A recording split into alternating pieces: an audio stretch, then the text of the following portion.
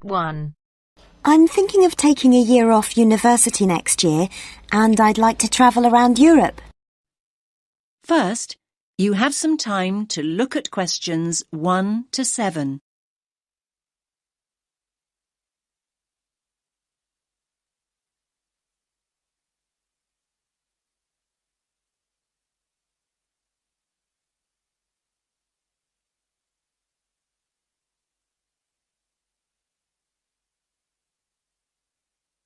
Listen carefully to the first part of the conversation and answer questions 1 to 7. Good morning. How can I help you? I'm thinking of taking a year off university next year, and I'd like to travel around Europe. OK then. Do you have any idea where you'd like to go? Well, I was thinking of starting in France and then working my way up to Eastern Europe, possibly going as far as Slovakia. Well, there are a number of ways you can do this, and we have various options available. It really depends on your budget and how you'd like to travel. That's just the thing, really. I've just finished my second year at university, so obviously I'd like to do it in as cheap a way as possible. That's fine. Could you give me a rough idea of the price range you're looking at? Realistically speaking, I'm hoping to pay between about £700 and £900. I could stretch to £1,100, but that's really my limit. How long are you thinking of going for? About 10 months. To be honest, you'd be better off travelling for about 7 months, if that's your budget. OK, that's not too bad. So, how would you suggest I travel? Well, because of the time limit, I don't think walking is a viable option. Of course, in this day and age, the most convenient way to get around is by flying, particularly if you've got quite a bit you want to see in a short space of time. Saying that, I still think the best way to get around Europe is by train. As a student, you can also get a student rail card, which means cheaper fares. That sounds brilliant. How do I go about getting a rail card? Well, if you decide that's what you want to do, then we can organise that all for you. You'll need to fill in a form and provide us with 2 passport photos, and we'll do the rest. It costs about £36 plus about £10 administration costs. Great. That's really not expensive at all. And what about buses? I was just thinking if I decide to go to places which are a bit more remote. There are always local buses, but these are not always a good idea. They can be quite unreliable and in some areas quite dangerous because the buses tend to be overcrowded and some of the drivers drive way too fast. So I would suggest you don't do this. That sounds quite frightening. So what are my options then? You could hire a car, but it can be expensive.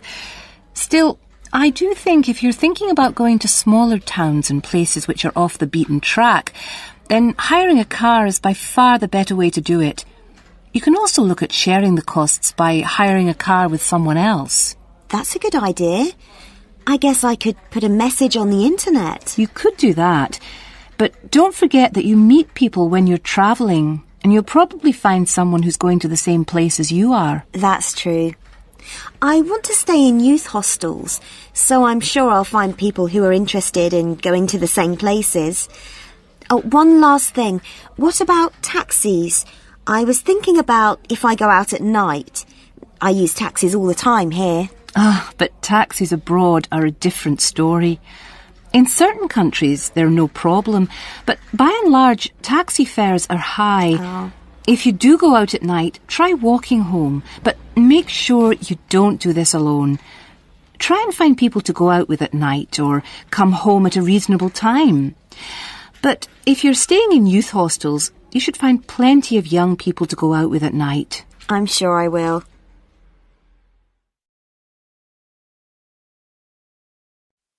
Now you have some time to look at questions 8 to 10.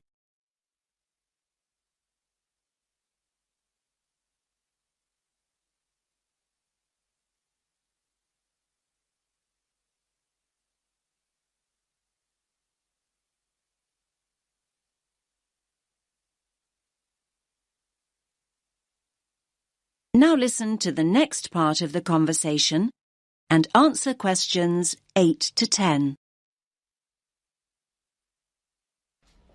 Now, have you thought about how you'd like to travel to France? Not really, no. There are basically 3 ways. You can go by ferry, which leaves every day and night, or there's the hovercraft, which is more pricey, but will get you there quicker, and, of course, you could fly. Well, I don't think flying is an option for me, as it'll be too expensive. So I suppose I'll choose one of the other 2. It's a pity, really, as I don't fancy the idea of travelling by sea. Last time I did that, I got terribly seasick. Well, you're in luck then, as at the moment there's a special deal on flights to France. Ah. In fact, a plane ticket is now half the price of a ferry ticket, which is usually the cheapest option. That's great. I'll do that then. I much prefer flying anyway. I'll need to get some details off you then.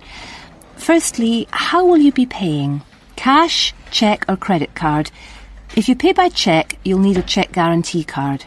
I don't have my chequebook with me, so it'll have to be by credit card. Fine, that's no problem. If you could just sign over here, and then we'll have a look at flight times, and I can sort out a youth travel card for you. Fine. Oh, can I use your pen, please? No problem.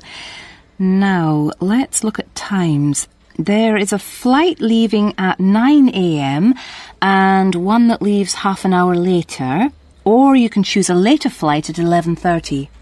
No, I think 11:30 is too late, so I think I'd prefer the flight that leaves after 9.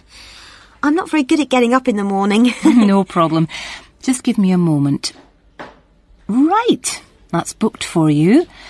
Please remember that if you want to change this, you must give 24 hours notice or you will lose your place.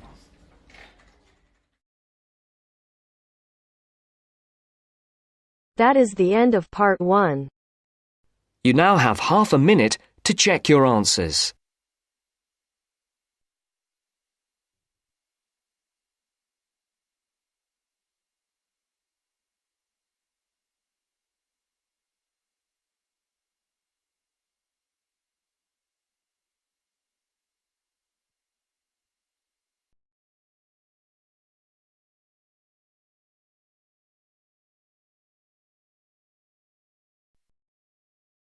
Now turns to part 2. Part 2. You will hear a recorded message giving information about an area where tourists can visit to taste local food. First, you will have some time to look at questions 11 to 13.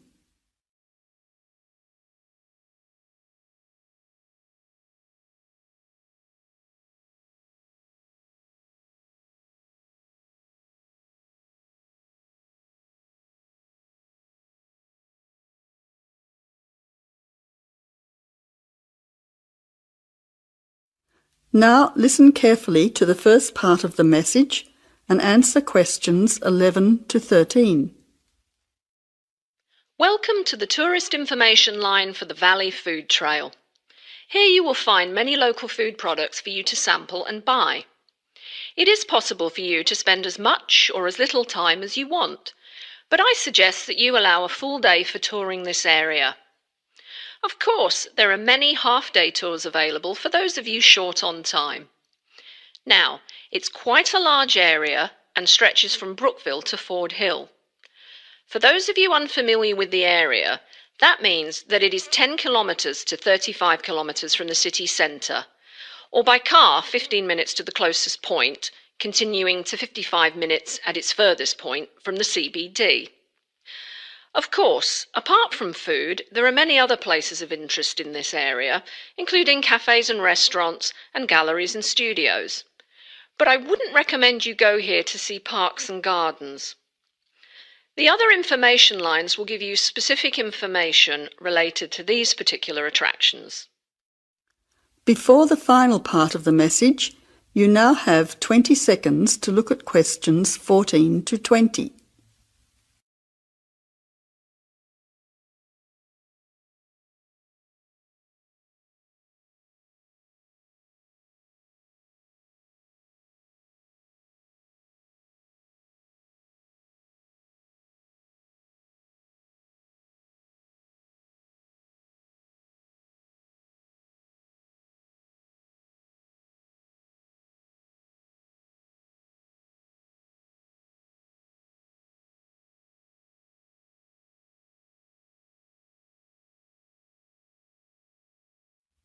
Now answer questions 14 to 20.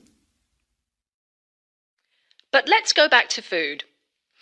If we begin in Brookville and head north towards Upper Valley in a clockwise direction, passing West Valley on West Road, we cross over Coast Road to come to our first place of interest, Magic Coffee. This is not to be confused with the coffee house, situated opposite on the other side of the valley on the railway line. Magic Coffee is next to the chocolate company, which is on the corner. Just past the ice cream shop on the corner of John Street is the fresh produce shop. A little further north we have reached Ford Hill, where we can start our drive southwards along Great Northern Highway following the railway line. First we come to the organic market near the corner of Memorial Avenue, and then to Olive Farm opposite Olive Road. Just before we come to the next street crossing, we see the Honey Pot, which is practically opposite the coffee house. There is another chocolate company which sells nougat as well, just nearby. Following the railway line along Great Northern Highway, we return back to Brookville. Now, as I have said previously, if you only have a few hours to spare, there are several places that you shouldn't miss. The two chocolate places make equally nice chocolate, but the factory has the added bonus of nougat, unlike the company. Of course, everyone loves ice cream, especially unusual flavours such as coffee and nougat, so the ice creamery is definitely worth a visit. And while the coffee house sells expertly made hot drinks, including hot chocolate, I think your time would be better spent sampling the many products on offer at the organic market. Well, I hope you enjoy your time visiting the Valley Food Trail and enjoy all the wonderful local foods on offer.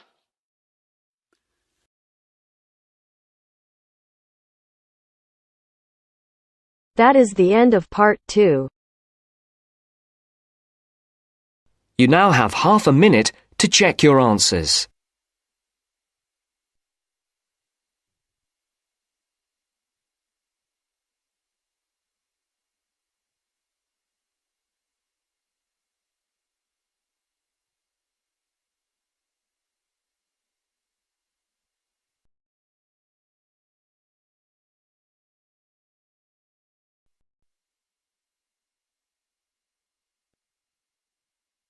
Now turns to part 3. Part 3. You will hear two students discussing the subject of rock art. First, you have some time to look at questions 21 to 27.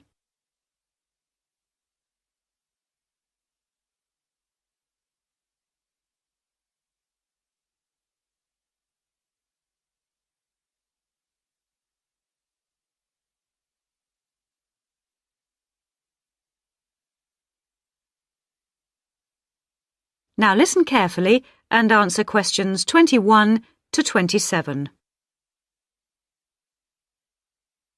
Hello, David. Oh, hi, Mia. Sorry I'm a bit late. Oh, no problem. Thanks for agreeing to help me with my assignment today. I really needed to go over it with someone. Sure. You were going to talk about European rock art, weren't you? Yes, the rock drawings in the caves of Lascaux in western France. Oh, fantastic. Over 13,000 years old, I believe. What sort of drawings are they? They're drawings of animals on the whole, but you can also find some human representations, as well as some signs. There are roughly 600 drawings at Lascaux. Really? Were they mostly pictures of bulls? Well, no, actually. The animal most depicted was the horse. Have a look at this graph. It shows the distribution of the different animals. You see, first the horse, and then, after that, a sort of prehistoric bull. Oh, OK. That's interesting, isn't it? And the third most commonly drawn creature was the stag. There were some other animals, but these are the main ones. What are the drawings like? I mean, what sort of style? Well, the bulls are depicted very figuratively. They're not very realistic. They're very big by comparison to the other drawings of people and signs. They appear to be almost three-dimensional in some cases, following the contours of the cave walls, but of course they're not. Amazing. Perhaps they felt these animals were the most impressive and needed to be represented like that. Yeah, maybe. The drawings of humans, by contrast, consist of just simple lines, like the stick figures my little sister draws. Perhaps humans were seen as less important.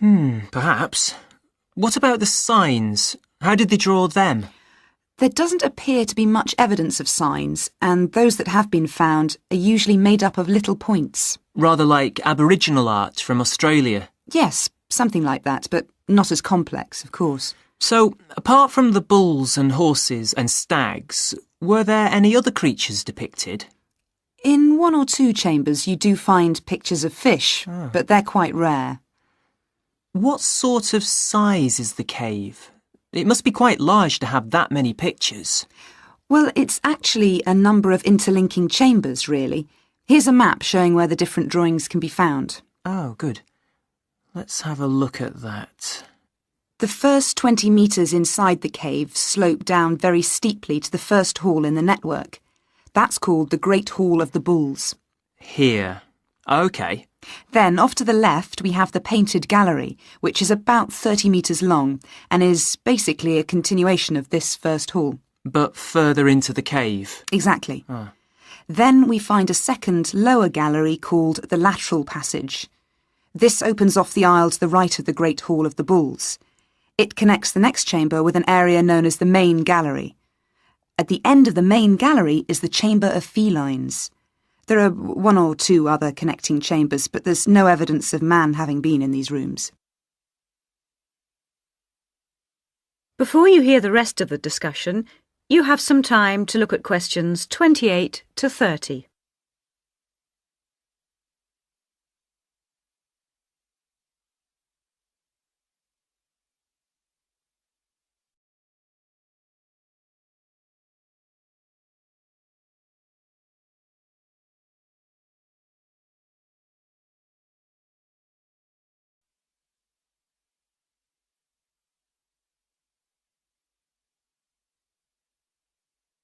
Now listen and answer questions 28 to 30. Is the cave open to the public today? Well, no, because after the initial discovery in 1940, it was opened and literally millions of people came through to see the drawings. Then, in the 50s, the experts started to worry about the damage being done to the drawings, and the government finally closed the Lascaux cave in 1963. Is that so? It wasn't really the tourists that were doing the harm, but the fact that after thousands of years the cave was suddenly open to the atmosphere, and so bacteria and fungi started to destroy the pictures. You need a special permit to enter the cave now, and very few people can get that, unless they're scientists or have some official status. It's a shame, but I can see that they had to do something to protect the cave.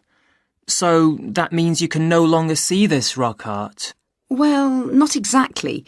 What they've done is recreate the drawings in a man-made cave, which you can visit. Oh, brilliant. Yeah, the authorities decided to reproduce the two best sections of the site, so they've created a life-size copy of the Hall of the Bulls and of the Painted Gallery. It's just a cement shell, which corresponds in shape to the interior of the original. So now you can visit the caves without actually harming any of the 13,000-year-old paintings. Mm-hmm.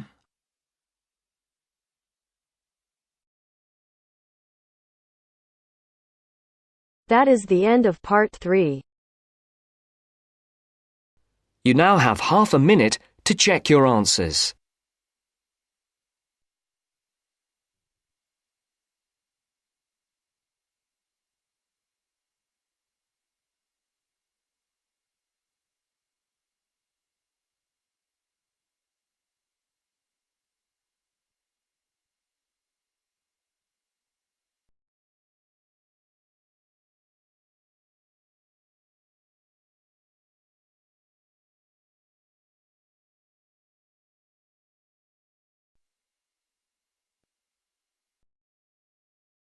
Now turns to part 4.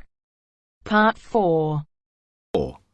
You will hear part of a lecture on the current and future use of mobile phones. You now have 30 seconds to read questions 31 to 35.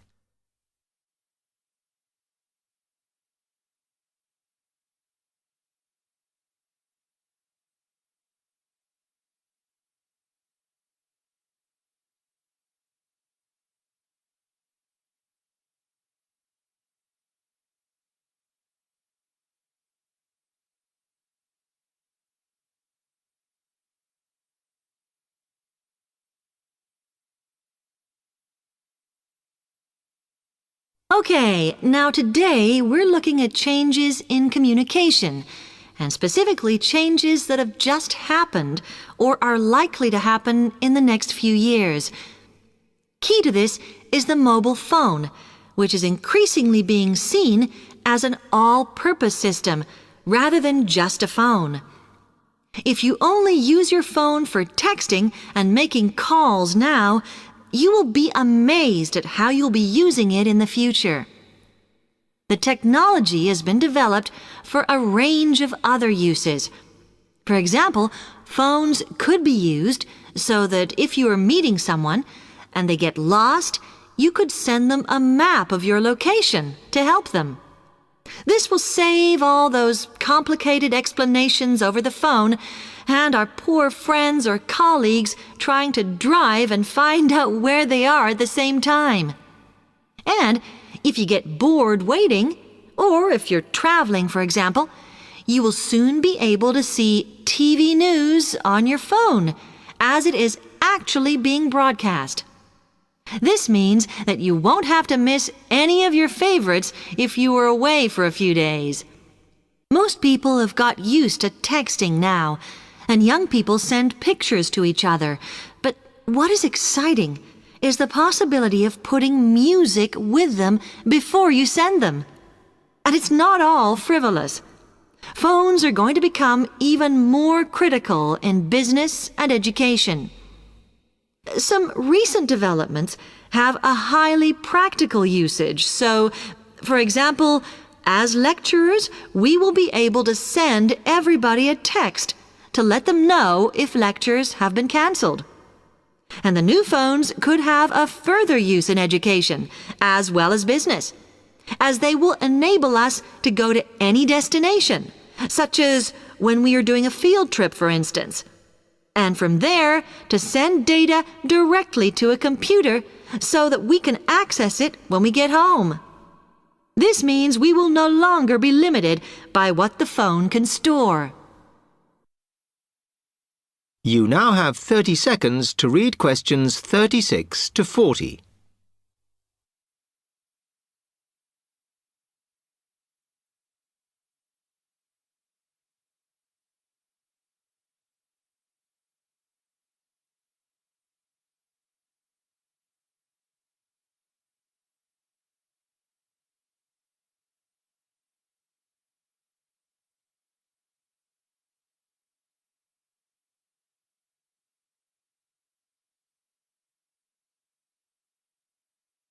And it's interesting to look at the different ways that men and women use phones now, as that does affect how the technology will develop.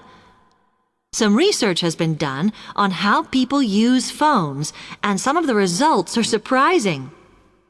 One of the increasing usages of mobile phones is to get all sorts of data, such as phone numbers, the weather, train times, etc.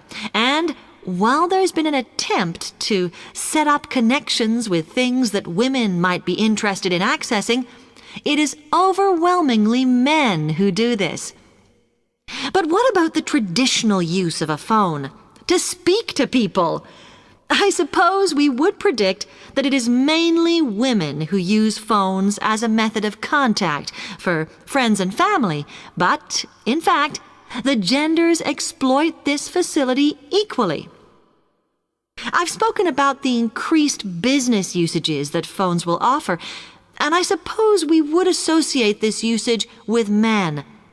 The survey picked up, though, that women are often working from home or catching up with work in the evenings, so they use phones in this way as much as men do. Most of us are aware we can store photos on our phones. It's an ideal method of capturing a moment wherever you are. Women tend to be the group that keep photos on their phones, but it seems that men use their phones to actually take pictures much more than women do. And of course, all this knowledge affects the marketing that the companies will do in order to sell the phone.